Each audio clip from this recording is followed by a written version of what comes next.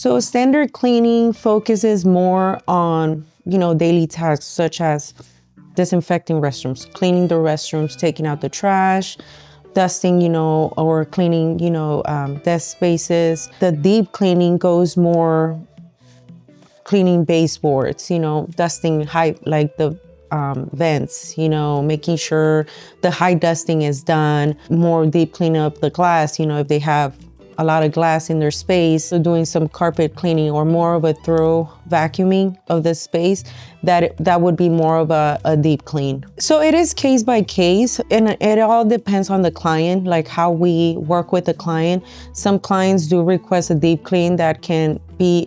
it is all going based off how many hours, how many people we're going to be sending to perform a deep clean. With some clients, we do work with a deep clean system where we schedule them once a month, so it all depends on the facility, the client, and what they're expecting from us, what they want from us. Yeah, so we can perform both at the same time. We have our